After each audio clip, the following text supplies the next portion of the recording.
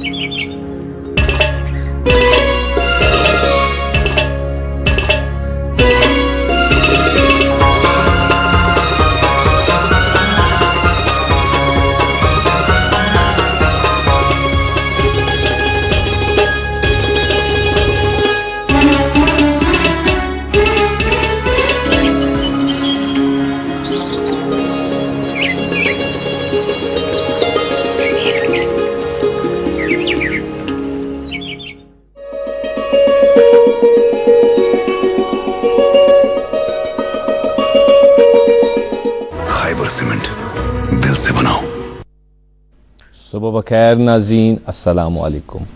Programme good morning J&K किस अजकिस निशस्तस मज तोह सारनी वुचन वालिन हुंद इस्तकबाल तो खैर मकदम वस वंज टीम गुड मॉर्निंग J&K की तरफ। शुरुआत करो रब्बुल आलमीन सिंद नाव सत युस रहीम युस करीम युस यमन मौसमन पे कुदरत थवन युस वंद रेत कोल सोत हरद अत फ्युर दी इंसानस मुख्तलिफ नियामत पेश करन अमिस इंसानस खतर तो अस करो यही दुआ अमिस रब्बुल आलमीनस कुन युस कुदरत यमन मौसमन पे थवन कि मौसम गसन तब्दील मगर सान जिंदगियन मज ٲسِن हमेशा बहारी बहार सु ईमान ٲسِن ईमानुक बहार ٲسِن आमीन या रब्बल आलमीन। अजकिस यथ प्रोग्रामस मज रोजो अस हस्ब मामूल ज मेज़बान बह नियाज भट्ट तो मे सत दोश बदोश इंतहाई मुहज़्ज़िब साथी बेन अरीबा अल्ताफ। अस्सलामु अलैकुम अरीबा, तुम छो ठीक? अल्हम्दुलिल्लाह, आप कैसे हैं? अल्लाह का करम। नाज़रीन, मेरी तरफ से भी प्यार भरा सलाम कबूल कीजिए। यही दुआ मेरी तरफ से भी कि अल्लाह ताला आपको खुश रखे, सलामत रखे। और जैसे कि नियाज भाई बता रहे थे कि मौसम अल्लाह ताला के इख्तियार में है, सारी कायनात उसके इख्तियार में है और हम सब अभी उस स्टेज पे है कि इंतज़ार है कि कब बर्फ़ होगी, कब बारिश होगी, तो थोड़ा सा जो मौसम में है हमें राहत महसूस होगी, क्योंकि सारे लोग जो है अभी वायरल इन्फेक्शन की वजह से बड़े परेशान है, खांसी ज़ुकाम है। और मैं आज खुद बीमार हूँ तो मुझे भी एहसास हुआ कि बर्फ़ अब होनी चाहिए। इस वो नाज़रीन आज 8 दिसंबर तो वन चिले कलानस कह दह मगर चिले कलान वक्त ब्रोह ना सान दरवाजन पे अल रारे सान दरवाजन कर तो अरीबा यसान पन अवजार अमिस तूर हेत वनल हेत छठ हेत शिशुर हेत तैयार, मगर बांबर जरूरत कह नाज़रीन अस चाको चौबन अस होल गंडित गरम आलात हेत गरम मलबूसात हेत तो बे खसूसी खेन हेत खास खेन वंद खतर गरम आलातन मज हमाम कांगर heater blower radiator electric blanket मलबूसातन मज वो तुम कंटोप दस्तान मफलर फेरन जैकेट कोट तो बनियान तो गरम गरम मोज तो खेनस चेनस मज तोत यह नुन चाय दाम अथस के वनकस कोंग कहव हरस तथ सत माछ होक सुन होगाड़ फर तो यमो सारवी चीज़ों पत अगर बे तूर लगे अरीबा तस खतर इलाज कि सह ग गरम पथर तो गरम पथर ते तूर लगस तत जल नार तो खे जलगोज तो गरम पथर गसन खतर जरूरत कि वत हंद हाल क्या बह कर अरीबास गुजारिश कि वनु तुम क्या गरम तो मौसम ताकि हम कर डिसाइड अस पज़ गसन कि तो बे वन तो हाई वीक तो क्या। बिल्कुल बिल्कुल नाज़रीन, आप तक मौसम की अपडेट्स पहुंचाते हैं। वेदर के हवाले से बात करें तो श्रीनगर में आज दिन का ज़्यादा से ज़्यादा 13 डिग्री सेल्सियस और रात का कम से कम 1 डिग्री सेल्सियस रिकॉर्ड किया गया है। जम्मू के हवाले से बात करें दिन का ज़्यादा से ज़्यादा 27 डिग्री सेल्सियस और रात का कम से कम 7 डिग्री सेल्सियस रिकॉर्ड किया गया है। नेशनल हाईवे पर बात करें जो आज ट्रैफिक की मूवमेंट अलाउ अलाउ की गई है उस अकॉर्डिंग छोटी गाड़ियों को दोनों अतराफ से चलने की इजाज़त दी गई है और बड़ी गाड़ियों को भी दोनों अतराफ से चलने की इजाज़त दी गई है। SST रोड की बात करें तो छोटी और बड़ी गाड़ियों को मिनामर्ग से श्रीनगर की तरफ चलने की इजाज़त दी गई है और जो हमारा मुगल रोड है उस पर छोटी गाड़ियों को दोनों अतराफ से चलने की इजाज़त है और बड़ी गाड़ियों को पूंछ से शोपिन की तरफ चलने की इजाज़त दी गई है। और हमेशा की तरह आपसे यही रिक्वेस्ट कि आप जो दिए गए नंबर्स हैं उनसे राबिता करें ताकि आपको कोई सफ़र में दिक्कत ना हो। और इससे पहले कि हम प्रोग्राम में आगे बढ़े पहले यहाँ हम एक वक्फे के लिए रुकते हैं और वक्फे से आके और बातचीत करेंगे। आप देखते रहिए प्रोग्राम गुड मॉर्निंग JNK।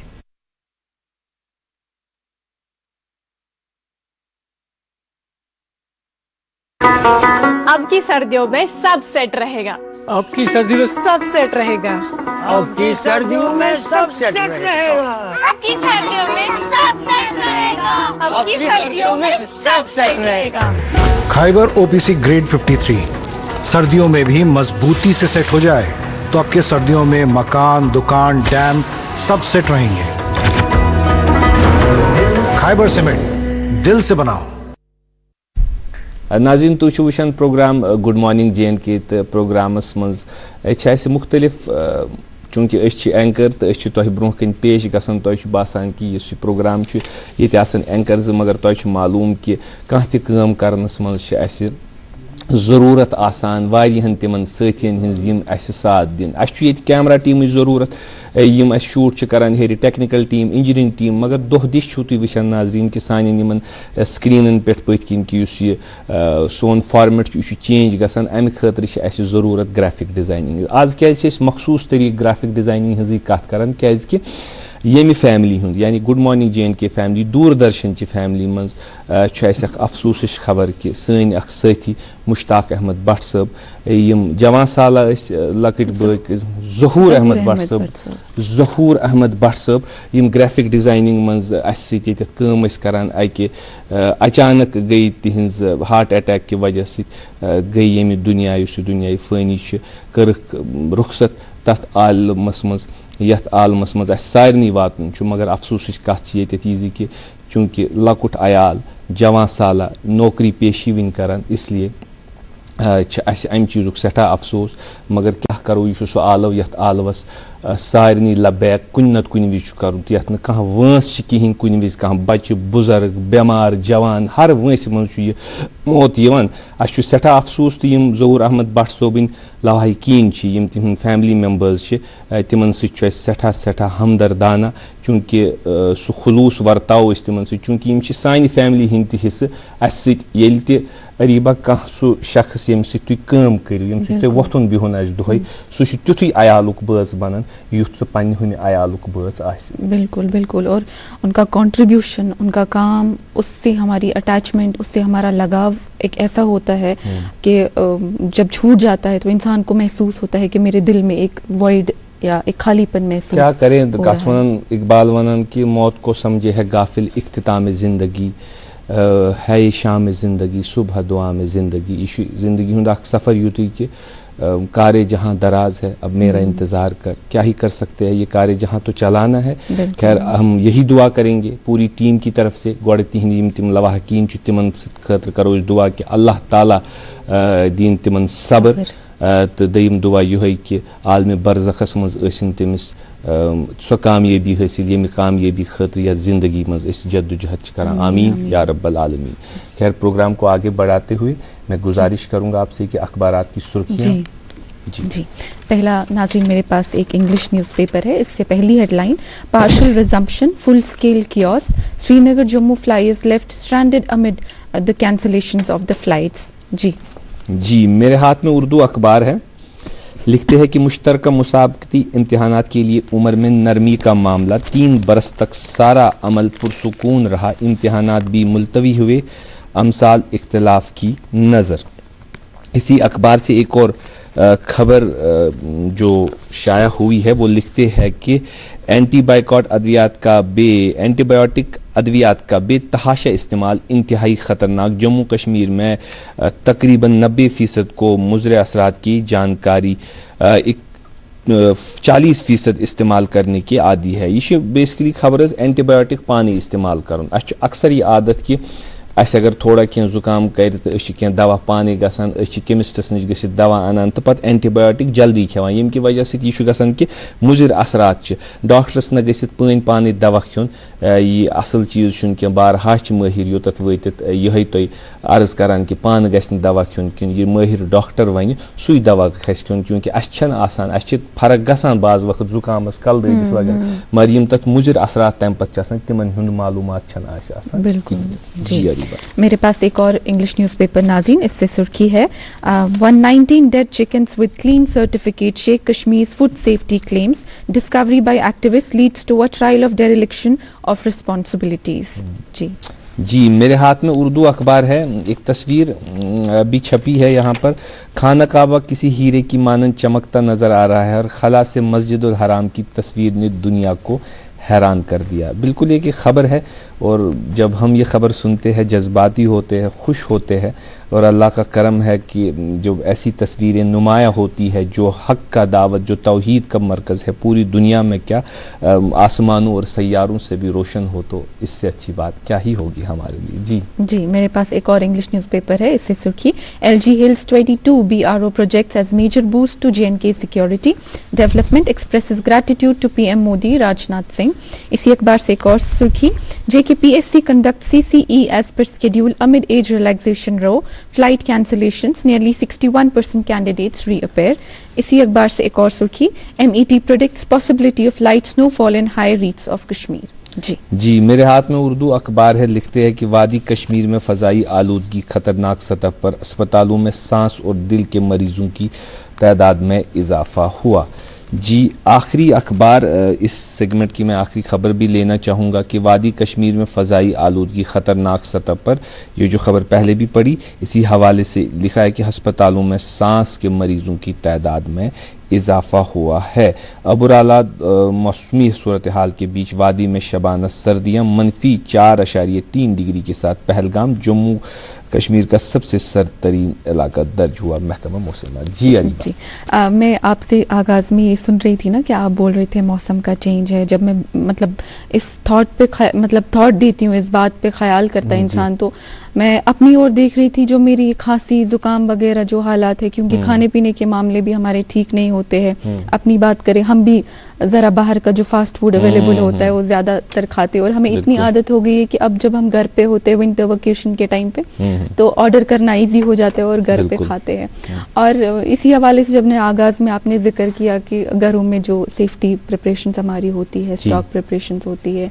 क्योंकि चलाई कलान आता है और यह बड़ क्रूट आसान कशरन खतर तिमन पाय आसान कि वंदस मन शीन रूद पेवान, नेब्र शिशुर लगान, पत शिरन तरल पेवान, तो अक्सर तिम अवॉइड करान तथ मज पत नेबर नेरुन क्या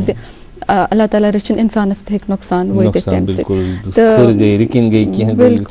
बिल्कुल तह करो ये जिक्र तो मैं पे याद कि मेरी नानी ने मुझे ना ये अपनी स्टोरी सुनाई थी और उन्होंने मुझे बताया था कि तिम कित कन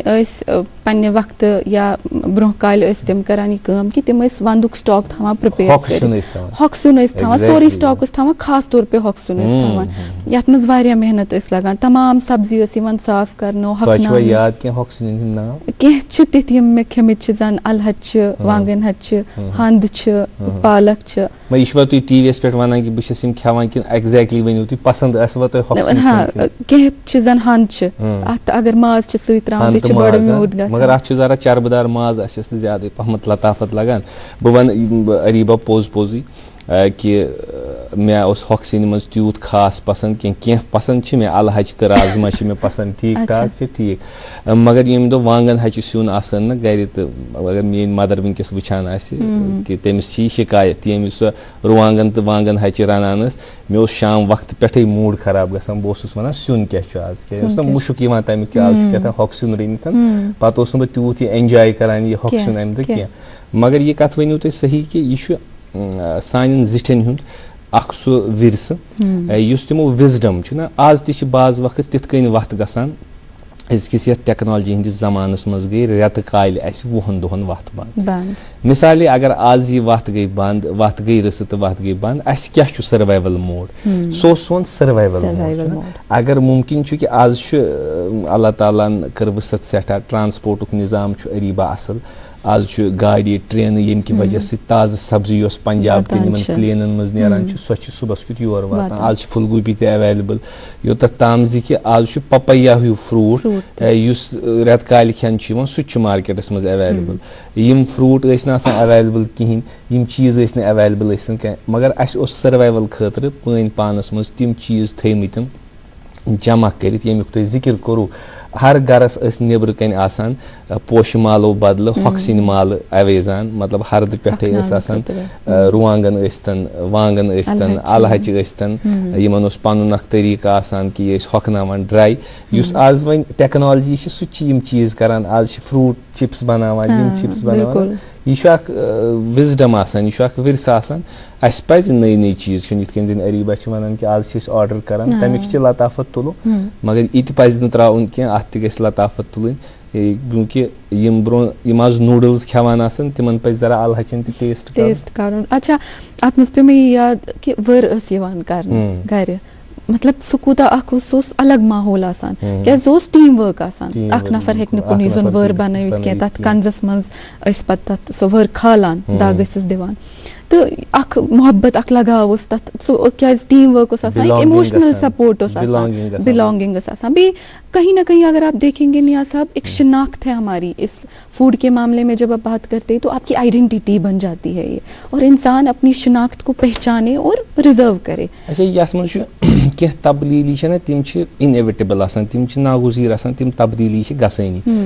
कुन विज कह विशफुल यह चीज़ करान कि अस क्या त्रो यम चीज़ अस क्या त्रे हम चीज़ मगर यह अगर वो द्रुस दुनियास मज तब्दीली इथे कन मिसाल पे ब्रो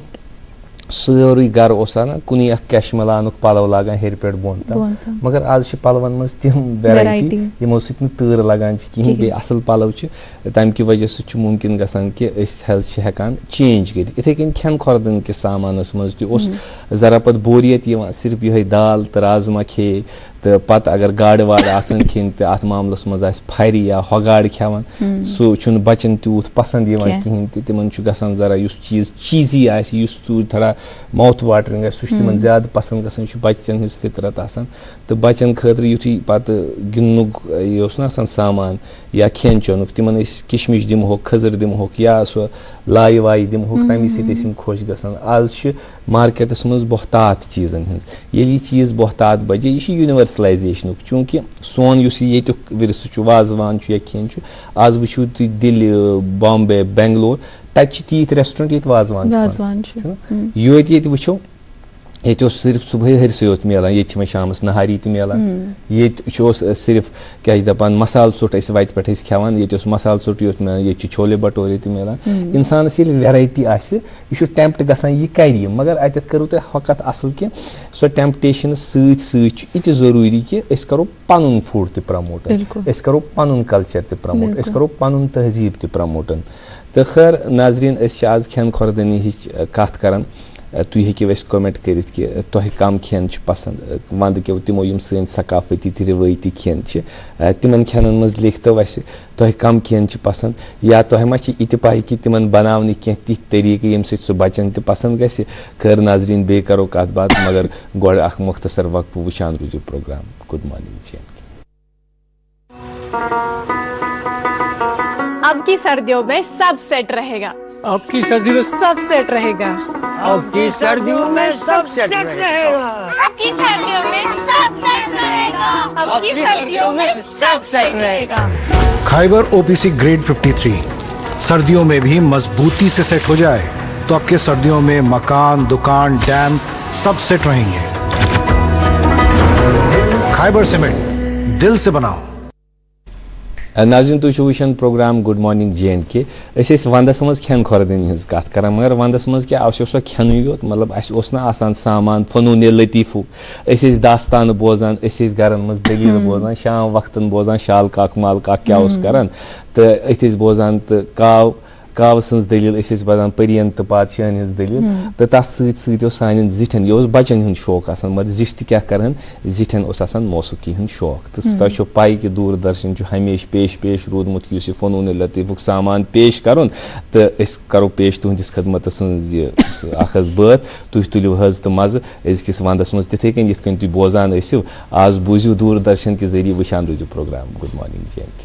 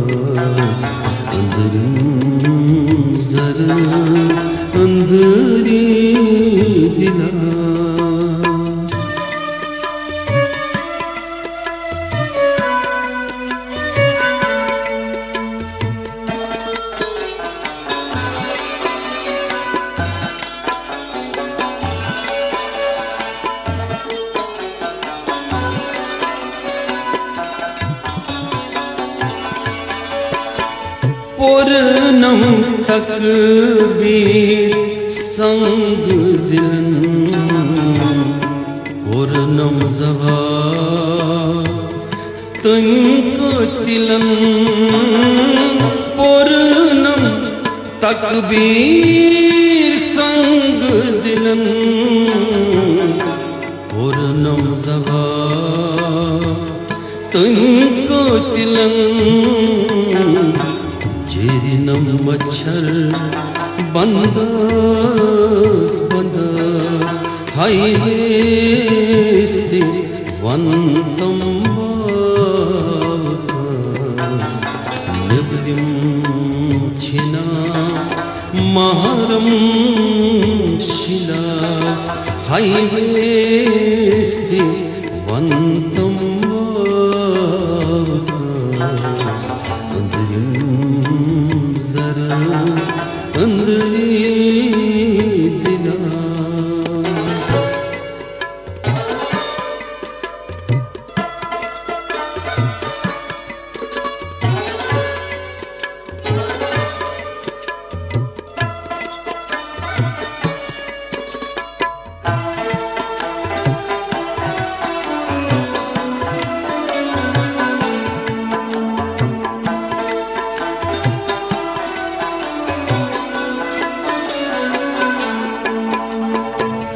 बेनाम सिंह बूजिम में नाम बेजाम सई कति छुई मुकाम बेनाम सिंह बूजिम में नाम बेजाम सई कति छुई मुकाम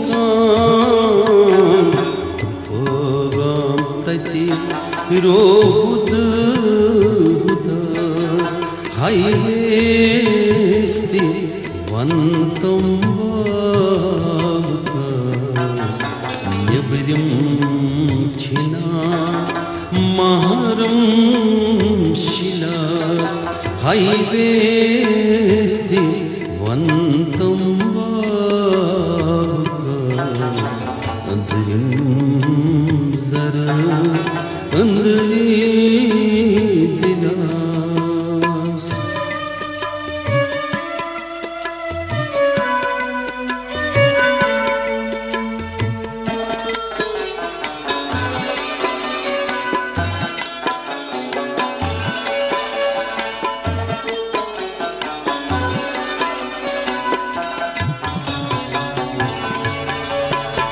सुली Moglan Ratuman Kalmusika Zalat Shan Sulirat Moglan Ratuman Kalmusika Zalat Shan Yinitay kumiri Hyot pai damas Hayresti vantam valas Nibrim china maharam shilas Hayresti vantam valas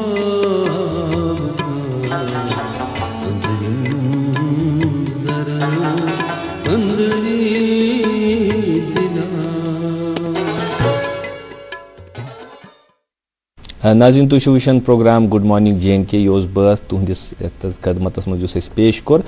आज कर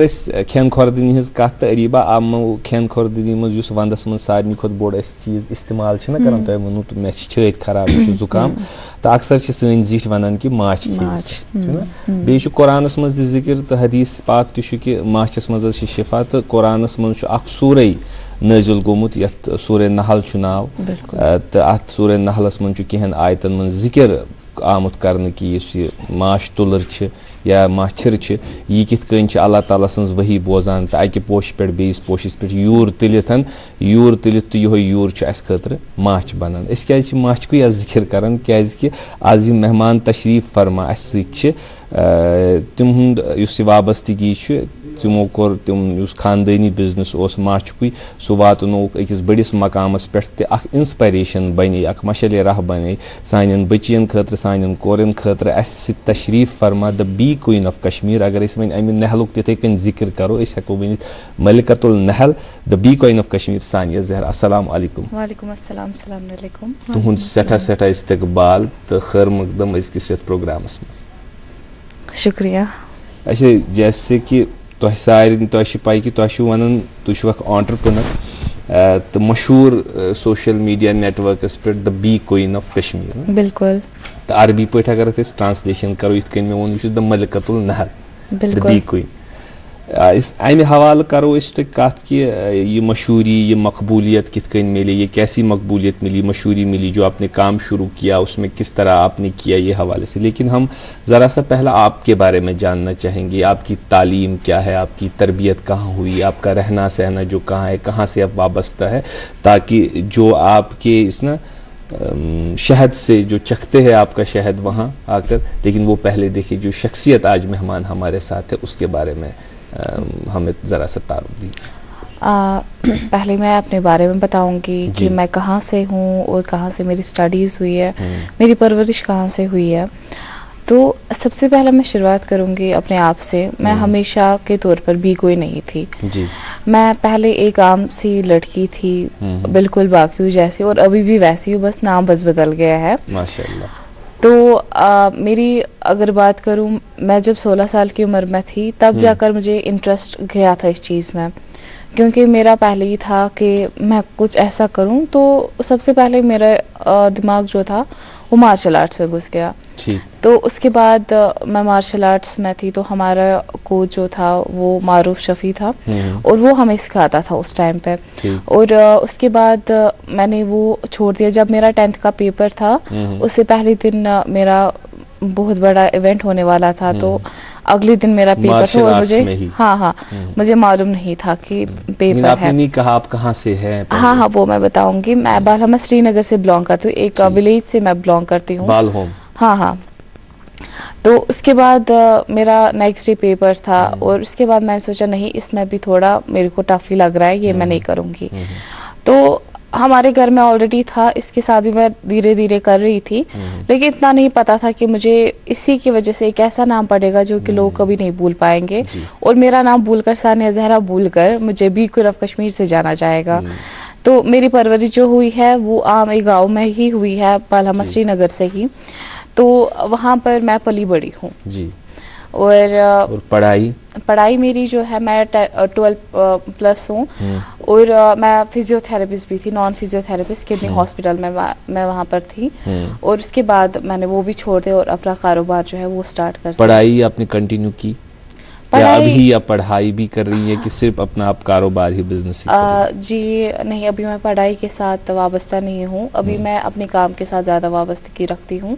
बाकी अगर मैं सेल्फ स्टडीज़ की बात करूँ वो अभी भी मैं कर रही हूँ, लेकिन वैसे मैं अभी कोई पढ़ाई नहीं कर रही हूँ। अम ब्रोह अरीबा प्रिस के बह वन तुलर मा टॉप दिवान? बिल्कुल तुलर टॉप दिवान। यम साथ इंसान कह कार करान पे इंसानस आदत अख बढ़ान तम सत इंसानस मतलब अख वक्त यम साथ तमन नश ज्यादा मतलब खौफ बिल्कुल। मतलब बहुत वन तुलर हंद खोचान, मतलब पे वन लड़कियां ज्यादा जल्दी ना डरती है कीड़ों से मकोड़ों से, तो आपको डर नहीं लगता? तो खोचान गोड खोचान मगर तम पे गो ज्यादा मतलब चेंज। आज अगर मैं तुलर ताई टोफ ते मैं बस मे कह कमी करम, अगर न तुलर टोफ दी कहीं तो बस तो ये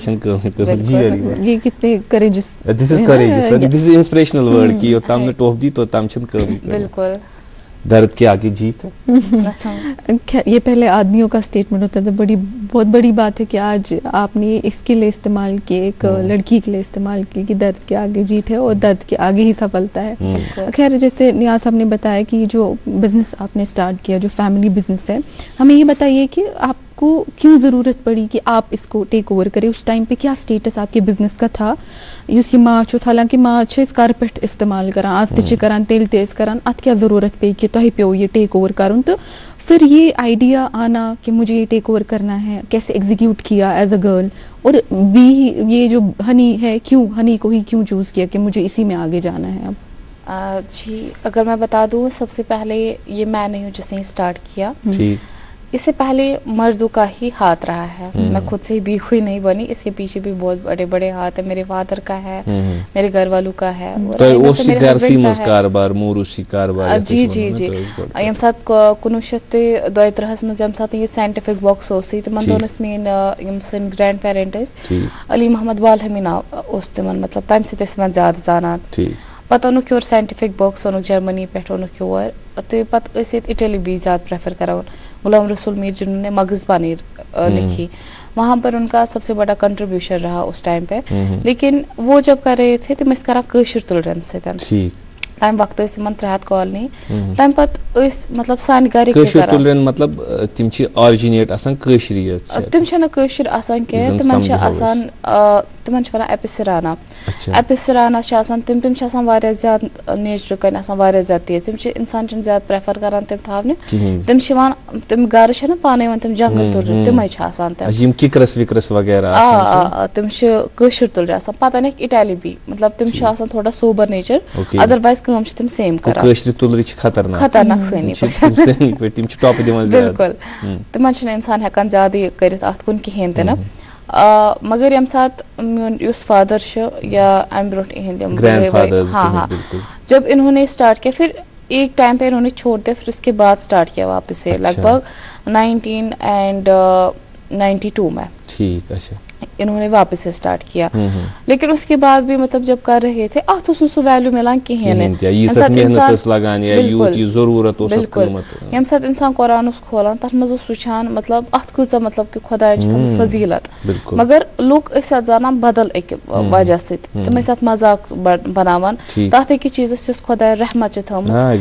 वन अल्लाह ताला कुरान शरीफस में मतलब कि ये आमुत वन यम साथ दुनियास मज नेमत गोडनिची नी सो आस माच, मगर लुकन तमिच कहें तमो कोर मतलब हर कुन चीज़ मज एडल्ट्रेशन, तमो दित तिम चीज़ लुकन यथ मज अल्लाह ताला शिफा थोमुत, तमो दित तिम चीज़ मतलब तथ मज गसान बिचोर चाहे सो किसान आ चाहे सो बे या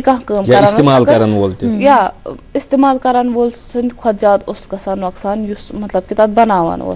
तिहुंद माच कहें रटान तिकाज इमन मिलान ब्रिह किन वारिया कम रेटस पे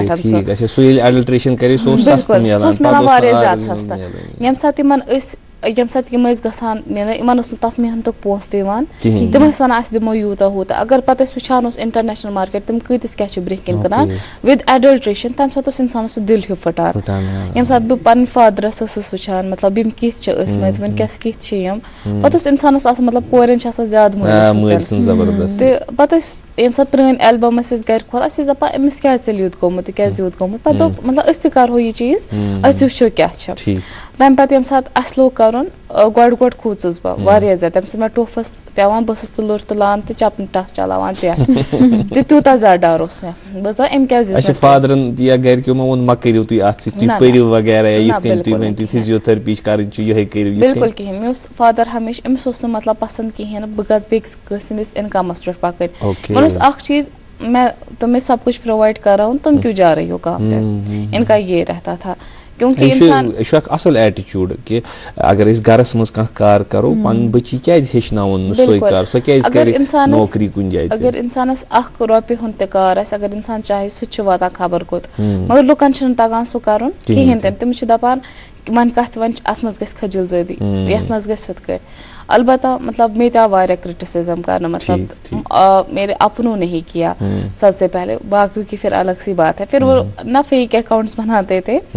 फिर मैं करती थी उसमें डायल फिर मुझे निकलता था उनके नंबर के साथ लास्ट वाले डिजिट फिर मैं जब मोबाइल में डायल करती थी वहां पर उनका आ जाता था। उनको तो छोड़े हम पॉजिटिव बात करेंगे मैं इतना बताऊंगी क्रिटिसिज्म हर किसी चीज में आएगा गिराने वाला हर कोई आएगा मगर मेरे में एक ऐसी काबिलियत थी कोई अगर मुझे कितना भी क्रिटिसाइज करे मैं उस चीज उसमें भी फायदा ढूंढो। अच्छा तुह कित कन करो ये मुनफरिद मुख्तलिफ या तुह क्या कॉन्ट्रीब्यूशन करो अगर वनकस नाजरीन वुचान चूंकि यह तुहद मोल करान या बड़ बब करान तुहद कारन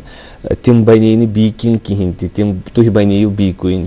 तुह मिले मशहूरियत मकबूलियत तुह क्या तम चीज मुख्तलिफ करो इस्तेमाल यम वनकस सान बची या सन बच्चे दोनवनी खतर तुह इंस्पिरेशन तुह इंस्पिरेशन सिर्फ कोरन खतर कह तुह तिमन लड़कन खतर तम वनकस सरकारी नौकरियन पत दौरान तो हुपर तूत तन पोस्टस कहें तुह क्या सो स्ट्रेटजी करो गोड़ यम कि वजह सत कारस यूथ मोल मिलो कि तुह वनकस सारे सरसी मज या तम नबर तो मशहूर तो अस अनिव तुम एज ए मेहमान इंशाल्लाह बह वन सारी स्टोरी तुह ब्रोह कन यम सात मे वोनो तुम सन ग्रैंड फादर उस करान मगर मे यह चीज बर्दाश्त कहें बह गसा मतलब कि फादर सुंद कर बह मतलब इहज बीच बह कर तथ पे स्टार्ट मोन उस पॉइंट ऑफ व्यू अगर बह कर मैं अपने मतलब बलबूते पे करूंगी ये काम अलबत्ता मुझे फादर ही सिखाए और हम मिलकर काम बिल्कुल तो तम वज आय HADP स्कीम आय सो आय 2019 मज HADP क्या गो HADP हॉर्टिकल्चर तरफ स्कीम तथ मज लुकन ज्यादा मिलान तम तरफ यम सात कह कड़ान सो स्कीम तम पे आदत चीज बोड़ बार अगर तम कुन चीजस मज गसान अड़न लुकन ज्यादा holistic agriculture development program scheme ये था इसकी तरफ से तो इसमें थे 92 स्कीम्स प्लस थे फिर NBHM की भी थी मगर तब जाकर उन्होंने जब लोग जाते थे उनके पास वो बोलते थे तो दफ्तर नाचुन अत फायद मगर तमो ऑलरेडी पान निम स्कीम अगर अत मे सन तह गलती अस ब्रोह सो एडवर्टीज कर कहें लुकन हान तमिश वात हालांकि कत ना हम बह तुम माफी कत कर होलिस्टिक डेवलपमेंट प्रोग्राम अत मे तीचा स्कीम तीत्या प्रोजेक्ट तकरीबन 20 पे 29 स्कीम इन स्कीमों पे फायद हेको तुल एग्रीकल्चर यह सिर्फ हेको सिर्फ इत सान तुह गर कारन बी कीपिंग बेस बदल कह सूटन हूं मशरूमन हूं तो कह एनिमल्स हेकन एनिमल हस्बेंड्री अच्छा ये माजिश खपत जबरदस्त नाजरीन नब्र पे अनान शीप हेको शीप फार्मिंग कर हेको अच्छा पोल्ट्री नब्र कन तत पे हेको कर या पिसिकल्चर ये गाड़ रचान ट्राउट गाड़ पसंद तुहद ब्रो प्रोग्राम ब्रो शुरू कर ये कत कर कि आज गाड़ लूकन पसंद क्या अनो नब्र पे गाड़ इम्पोर्ट कर ऐसी चीजें खैर अपनी बात को मुकम्मल की तब जाकर मैंने सोचा अभी एक मौका भी है मुझे लोगों की बातें नहीं सुनी है मैं पन क्या तुथ कार करुन लुकन खतर गस अक मिसाल बन बस बचपन पे अक शौक वक्त गस तुथ क्यों मे गसन मेनिस फादर संदिस नावस पे जान कि मेनसी फादरस गसन मेनिस नावस पे जान मगर इज्जत सान एहतराम सान ग्रेसफुली बिल्कुल मगर अल्लाह ताला शायद वो कबूलियत या मुझे एक इनाम के तौर पर वो मुझे चीज़ दी। जब मैंने स्टार्ट किया तब हर किसी ने बोला कि खैर तुम कहाँ कर पाओगे ये सारी चीज़ें। नहीं, आपने जो बात की ना मुझे बहुत अच्छी लगी कि म्याने वजह से गसन मेनिस फादर जान मगर ग्रेसफुली इज्जत सान एहतराम सान। इससे बड़ी एक माँ बाप के लिए क्या ही दौलत हो सकती है नाजरीन कि ये तम सन बचन हुंद तारुफ तमिस खतर अख एजाज बन अख इकराम बन। इससे बड़ी बहुत क्या बात है। और लेकिन इस सफ़र को हम जारी रखेंगे क्योंकि अस ये बोजुन कि इकराम इमन वह मेलो in the bee queen of Kashmir वन यह सफ़र कित गो ताकि अस बन अस खतर यह सो मशअल राह। मगर नाजरीन गो यह वक्फ वुचान रूजू प्रोग्राम गुड मॉर्निंग JNK। अब की सर्दियों में सब सेट रहेगा। अब की सर्दियों में सब सेट रहेगा। अब की सर्दियों में सब सेट रहेगा। अब की सर्दियों में सब सेट रहेगा। अब की सर्दियों में सब सेट रहेगा। खाइबर OPC ग्रेड 53 सर्दियों में भी मजबूती से सेट हो जाए तो आपके सर्दियों में मकान, दुकान, डैम सब सेट रहेंगे। खाइबर सीमेंट, दिल से बनाओ। वेलकम बैक नाज़रीन, आप देख रहे हैं अपना मनपसंद प्रोग्राम गुड मॉर्निंग JNK और हमारे साथ हमारे मेहमान आज स्टूडियो में सानिया जहरा, जिनको हम बी क्वीन ऑफ कश्मीर के नाम से जानते हैं, जिनसे बातचीत हमारी जारी है। और क्योंकि अभी आपने अपनी सफ़र के बारे में बताया और नियाज़ साहब ने आपसे सवाल पूछा कि आपने क्या ऐसा अलग किया कि आपने इस बिज़नेस को टेक ओवर करके इस मुकाम पे पहुंचा है। उसमें मेरे हिसाब से चूँकि हमने आपके बारे में थोड़ा सा पढ़ा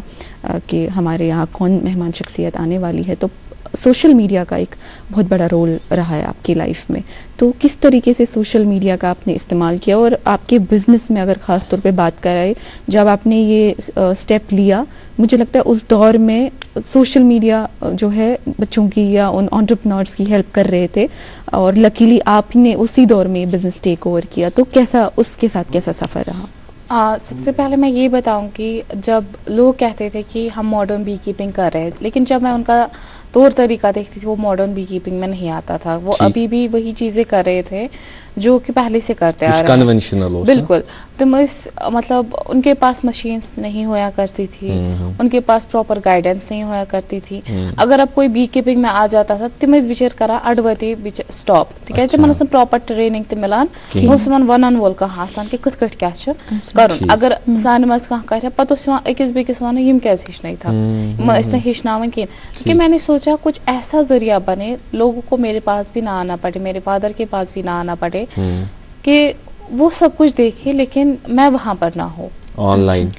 तो तब मुझे आया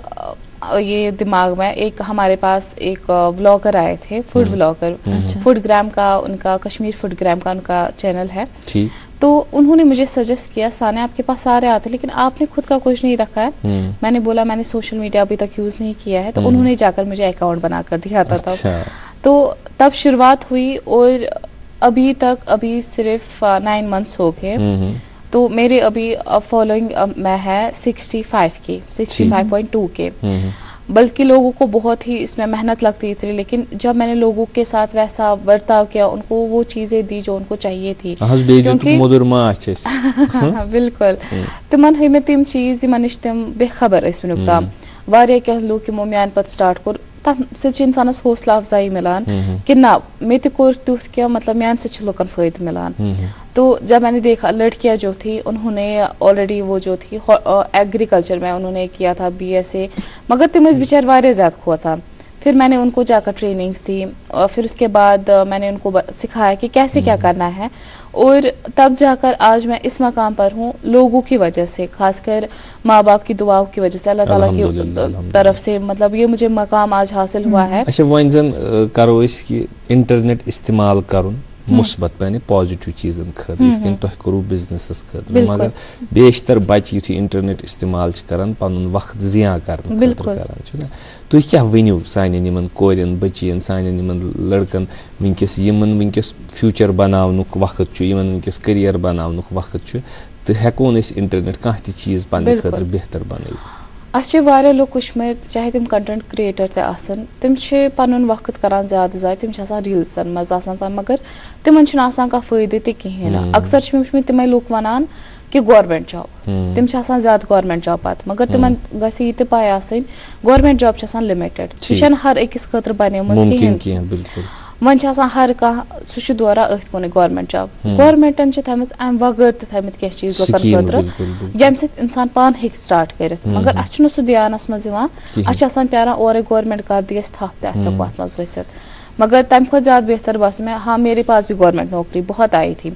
मगर जब इंसान खुद से चूज करता है कुछ किसी चीज में कदम डालता है बे पॉजिटिव एनर्जी के साथ इंसान सु बनोमत अंदर की नहीं अगर आप करना है इसी में एफर्ट्स भी डालने हैं। कुछ लोग होते हैं जो बीच में जाकर छोड़ देते हैं लेकिन मैं उनको ये बताऊंगी अगर आप स्टार्ट कर रहे हो किसी चीज़ में उसमें उतने ही एफर्ट्स दो जैसे अगर आप देखोगे कि माश तो तुम कचा मेहनती अगर बह तुम अडवती त्राउक चलो ठीक है हनी का काम मैं वो सारा कुरान में यही कहते हैं कि ये माश तुलर अमिस कुन वुचु यह अकि पोश पे बेस पोशस बे पोश पे बेस पोशस तो पनुन यह पाथ कंप्लीट करान अम पे त्रे स्ट्रेटजी मज अत मे पे किस्म कर कंट्रीब्यूट सह रह पे बना माच तुम वो मतलब अत मज ज्यादा मेहनत कर तिथे कट अगर इंसान इमन रटो मोटिवेशन ना यम कत करान ये यम एफर्ट दिवान अस तूत एफर्ट इन दिन न सिर्फ इन बल्कि लुकन बाकी सान तरफ यूत तूत कर वो ना एच होलिस्टिक डेवलपमेंट एग्रीकल्चरल प्रोग्राम युथी तुह अम खतर एप्लाई कोर या तुह क्या बास्यो यह आज किस जमानस मन सहल या सख अत म सरदर्दी ज्यादा या यम बच्चे वनकस वचान मुख्तलिफ तम प्रोग्राम क्या हेकन कर क्योंकि तम तन कह कारोबार शुरू चीज गसन इकवटे गोडनिश कि कंट्रीब्यूशन कर सोसाइटी कुन मिसाल तौर अगर तुम माचस मज करो कह हे बे कुन चीजस मज कर यह मुश्किल कि आजकल आसानी गसान इन चीजन मज ज्यादा आसानी अगर वो मगर तथ मज पेवान तिमन पन टाइम फिक्सड कूत टाइम बाद हेक तो अत क्या प्रोसेस गोडनथ कर बह प्रोसेस कत ये सात मे कोर गोडनथ बासो मे लोन बह बहरेस तुलनस में अगर बह अत गस पे मगर ये सात पे ब्रह कन आए मतलब कि हमारे फरहान सर तुम यमी HDP कर HDP योत कह तुम एग्रीकल्चर डिपार्टमेंट सोरे हैंडल कर तमो समझो मे हालांकि मे अत कुन बिल्कुल कहें तम सात गई फादर सद बदल तथ मज प्रोग्रामस मज तथ मज आव मे वन कि कथ क्या अप्लाई करो अत मज क्या अवेयरनेस प्रोग्राम अवेयरनेस प्रोग्राम ज्यादा पे लूक कहें पे दपान अस क्या दितो तम विज ये सात बह गई चीज बस कहीं प्रोग्राम करा मिस मैं वहां पर गई उन्होंने मुझे बताया फॉर्म फिल करना है आपको आफ्टर 5 मंथ्स आपको स्कीम मिल जाएगी वो मुझे जब मिली वो स्कीम उसके बाद उसमें दिखानी पड़ती बिल और अपनी बीज बच्चे क्या लोग तिथ आसान मतलब कि वारिया अगर तुम वो कुपवाराहस मज गो बड़ स्कीम तमो अके खानदान तथ पे गसान वारिया ज्यादा मतलब ब्रोह कुन पखन तथ पे तमो कज अके खानदानस मज कज तमो तम 15 नफर तमो कज 15 वही स्कीम मगर तम अलग अलग तम बेकन हंद बीज तथ करान रंग पे पे तम तथ मज क्या शामिल क्या एम्प्लॉयज तो तम पे तम स्कीम मिलान हुमन बिचार हेकान मिल वन अगर बे कर तम हेकान आराम सान लोनस पे गोड बीज तुलित 35 कॉलोनीज तम पे तथ मिलान GST बिल सह कर शो बी कॉलोनीज बी कॉलोनी अकिस डबस वन अकिस डबस फुल तथ मे फ्रेम्स 10 फ्रेमन पे तथ मे मास्टर मिनिमम कूत अगर कंस शुरू कर मिनिमम कह कॉलोनीज तमिस हेन या अमिस कतम हेन 35 कॉलेज तम हेकान हर कुन जाए तम हेकान अस निश तीत तम हेकान बाकियन कस बी कीपर मगर सह गस आसन रजिस्टर बी कीपर तो बे गई सारे खुद गोडनथ मे ब्रोह तक रील अपलोड कर्म अगर तुम पन यसान कारोबार कर तम कर सो गोडनथ सारे खुद गोडनथ अन तम ट्रेनिंग कर तम सारे खुद गोडनथ तिक इंसानस गस गोडनुक तमिक आसन दिमागस मज कथ क्या हैंडल कर असल कथ कि 35 कॉलोनी यह तकरीबन 1.5 लाख किस या 1 लाख किस कीमतस 1,40,000 किस कीमतस अत मन तकरीबन 60% सब्सिडी मिलान वापस अत मन 1,10,000 रुपये सब्सिडी मिलान नाजरीन तो 28,000 अमिस पान कंट्रीब्यूट कर तुम वो 28,000 कॉन्ट्रीब्यूट करित Relaxation. 1 लाख कूता रिलैक्सेशन तुम हेकिव कार शुरू करित 28,000 महज 28,000 पे करू तुम यह बी कॉलोनी 35 बी कॉलोनी यिथ कन जन सानिया बन पे हेको यमन मशवर हेत कि आज हेज बी कॉलोनीज अगर बी कॉलोनीज मशहूर कित कन पे पन पान कर क्वालिटी पे क्वांटिटी पे कमन चीज़न हुंद ख्याल अक्सर युथी माछ हेवान वन कि गोक शक कि यह प्योर कि कर अरीबान चास अमिस माछ जरूरत वन गमिस प्योर माछ दिमो प्योर माछ कित कन वचान अगर वो तम बाजरस मज सारे खुद बोड़ चीज थोमुत गोडनेथ अगर क्रिस्टलाइज हनी अगर वुचान पत क्या शॉपकीपर तम मिसगाइड करान अकिस कस्टमरस तम तिमन वनान अगर तुम फ्रिजस मज थयु यह गस क्रिस्टलाइज गसन यह फ्रीज गसन यह क्रिस्टलाइज गसन यह गसन फ्रीज तिहुंद आसान मकसद मतलब कस्टमर डालनुक तिमन करान मिसगाइड करान तो पे बिचोर लोकल करान तथ पे भरोस मगर अगर रियलिटी पे गो अगर वो मतलब पोशन मज तिमन ग्लूकोज तो फ्रेक्टोस अगर कत करो माछिच अत मज अलग अलग टाइप अलग अलग वेराइटी हुंद माछ तो अस मज 4 टाइपस पे फिलहाल 5 टाइपन पे माछ टंग फुली हुंद मतलब सह मिक्स तक वन मल्टी तक ऊंट टंग सह मिक्सड ऊंट फुले टंग फुले वगैरह तथ ग्लूकोज हाई तम सह क्रिस्टलाइज गसान तिल गोगुल तिल गर कशुर तिल वन अगर नशरन सह वंदस लाग अस बासी सह असली तिथे माछस वेराइटी अलग अलग अगर सह गसान क्या तथ मज फ्रेक्टोस लेवल ज्यादा तम वजह सह क्रिस्टलाइज गसान रंग अलग अलग किकर माछ जरा क्रीन सफेद प्योर प्योर प्योर यह प्योर अलबत्ता युस त माछ असली अगर कंस वन बिचारिस टेस्ट करुन कि वन वो माछ कत कट आज मतलब कि तिस टेक्नोलॉजी कर्मस लुको जाहिर ब्रोह कुन सो एडल्ट्रेशन ब्रोह कुन दिसमस लुकन तत मतलब इंसान बिचोर सह गसान बेवकूफ बनित ततन कि असली कुछ तो नकली कुछ तमो बराबर शेप तमिच बनम तमो सोरे तिथे बनोमुत अगर कत करो असली माछ वन कत अगर वो सारे खुद असली माछ तथ हमेशा सह करित माछ सह कारन तथ हमेशा तुलरन हुंद मुशुक यम विज स्मेल कर तथ गस तुलरन बे गस तथ क्या मुशुक आसन पे अड़ वन यह यम पोशुक अवे यह मुशुक यह यम मगर सह बिल्कुल सह जाहिरी अगर कत कर सह कुन जाए प्योरिटी हुंद टेस्ट बिल्कुल कहें अड़ो आज रटमित तुम हेकु वुचित तिमो रटमित 5 हथस क्या 500 रपिन हथस क्या यह गु दाजुन कहें तन यह पोज यह हीट रटान कि फ्लेम रटान कहें तन मगर असली टेस्ट युस गस सह गस सिर्फ टिश्यू पेपरस पे सारे खुद थिनेस्ट पेपर सिर्फ एक तथ पे गो अगर माछ अनो सह कर योर तो योर डिप कर टिश्यू पेपर गस दजन अगर दज टिश्यू पेपर माछ गस फ्लेम रटन कहें तन सह गस सारे खुद थिनेस्ट पेपर तम पे गसान वाटर टेस्ट अगर माछ त्रो गस बोट मज गिरुन लेयर टू लेयर सह गस सोद यिथ पेन तम पे तथ लगान टाइम सह पाने तथ मज गुलान कहें तथ पे मिलावन पे ब्या माछ आज आमुत डुप्लिकेट वन सह सोद गसान सह बेहान वारिस कालस तकिस पे मगर अगर वो सह गस layer to layer layer to layer बे गस तमिच कंसिस्टेंसी सह थिक असली माछ सह थिक बे सह जहन असली माछ सह हेक अगर मतलब बोटल तथ गसन योर तोर ओंग जीन अथ बराबर कहें सह अगर माछ त्रो आबस मज सह विजिबल पे कहें तक थोड़ा ब्लर विजन गोमुत अस बसान पे पानस अत मे पार्टिकल्स तम सह बनो तिथे कट असली माछ तथ मे तिथ पार्टिकल क्या इंसान हे मतलब कि अपोर यपोर सह मतलब विजिबल कहें तन सह ट्रांसपेरेंट मगर माछ तुथ बराबर बसान दारा तील पे लुकन वन यह कस तिम थान वन यह वाइट माछ गो सारे खुद असल लुक बिचार भरोस तक तम सह कंज्यूम तक मगर बह वन तेल लुकन तम बदल लुकन कर यूज खंडे वन इंसानस मतलब कि असली माछ तथ थिक कंसिस्टेंसी बे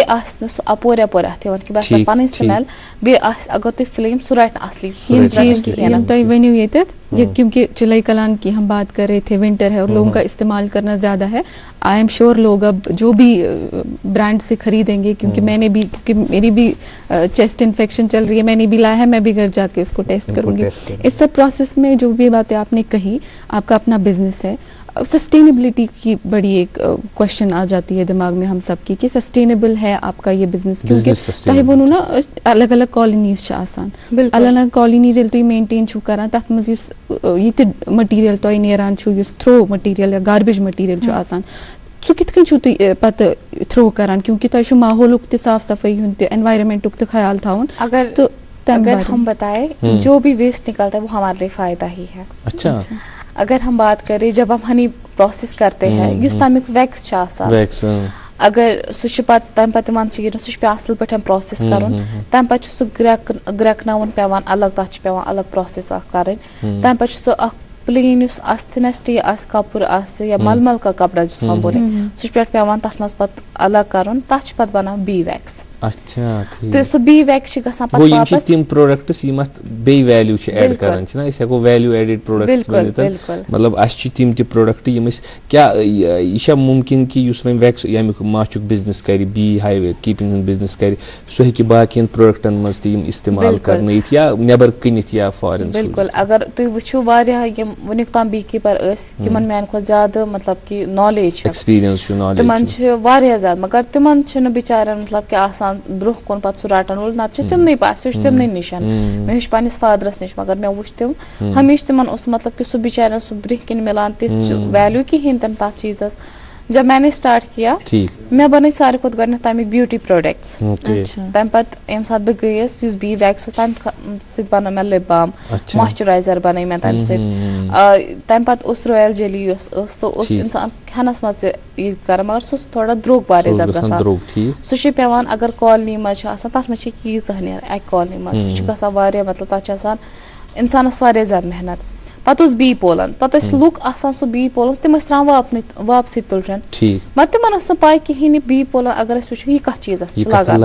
अगर थोड़ा रिसर्च करो अम निश अम मजीद अस वो यह बी पोलन यह लगान फैटी लिवर, कैलेस्ट्रॉल, डायबिटीज, यह लगान थायराइड इश्यूज, यह हर कुछ चीजस लगान, तीजा खुदा फजीलत मतलब कि सह अनान यह पनो पे न्यूर वनान पे सह जंगन मज बिल्कुल। पत मे कोर तमिक तो स्टार्ट, मे दोप लुकन गि अगर मे वनकस फ्री पे तुन बस दिवान इथे कठन तो वारिया लुकन बस दपान अगर वनकस मिला मे नॉलेज पगह असे फायदा, असे कश्र कर फायदा। अच्छा, तुम वन थोड़ा वक्त कम वन वनो तुम मैसेजेस तुहद तरफ पैगाम, चूंकि अस बी कोइन आज यूर अनम तम सु बी कोइन रटान पे तुलर अंद पत हम वही करेंगे कि तुलर वनकस टीवी यस अंद पत तुम बोजान, क्या मैसेज होगी आपकी तरफ से नाजरीन को हर कुछ सिर्फ बी कीपिंग मज बिजनेस या कार करनस मज क्या दियो तुम मैसेजेस? बह वन तिमन यह कत वन बह हमेशा कि अगर तुम कार यसान कर तुम करो सारे खुद गोडनेथ, अगर न तुम प्लान ए गसान सक्सेसफुल तुम बनो प्लान बी तथ जरूरी, तिकाज इंसानस हमेशा क्या मतलब अत गसा कामयाब, अच्छा गोडनेथ नेगेटिविटी रटम क्या पता कामयाब गसा तो ना गसा, मगर इंसान यम सात पन्निस पानस पाने हौसला अफजाई कर, तिकाज वक्तस पे इंसानस छाय ते पानी त्रावान, तम मूजूब गस इंसान हमेशा पन सपोर्ट पाने करुन, कह गस लाइफ मज तुथ इंसान थावन युस तुम हमेशा क्यों वन ना तुम हेक्यू क्या कर, ना कि ना तुम कंपेरिजन, बल्कि तुम कार अगर तुम कह करान चाहे सो तुम घरेलू कार घर पे ऑलरेडी तुम हेक्यू सह कर, या अगर तुम क्या दिमागस मज तुम एफर्ट अगर तुम त्रो तुम वो तथ मज कत ज्यादा इंसानस आज अगर वो सोशल मीडिया पे तथ पे इंसान क्या चाहे सो थ्रिफ्टिंग स्टोर्स आसान, चाहे तुम वैक्स कैंडल्स चाहे तुम सो शी फार्मिंग चाहे सो पोल्ट्री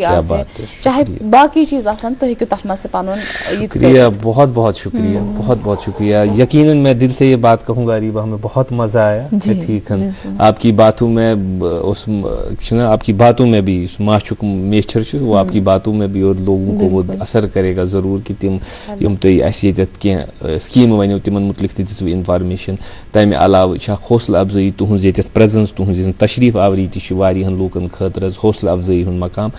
पूर गुड मॉर्निंग JNK की टीम तरफ तुहद सठा सठा शुक्रगुजार इंतहाई मशकूर आपके। इंशाअल्लाह रहमान कभी आपको और दावत देंगे और भी डिस्कस करेंगे अजकिस प्रोग्रामस मज कि सठा सठा शुक्रगुजार अजकिस प्रोग्राम किस तशरीफ आवरी खतर। उम्मीद है नाजरीन की जो आज का प्रोग्राम है आपको पसंद आया होगा। जो हमने आज बात सुनी ये सठा मीठ यह सठा दिलचस्प तो यह सठा माने खेज अत मज त्रेनवे चीज़ इकवटे। अजकिस प्रोग्रामस मज दीव इजाज़त बाकी नशरियात वुचु दूरदर्शन अजकिस प्रोग्रामस मज अल्लाह हाफिज़ व नासिर।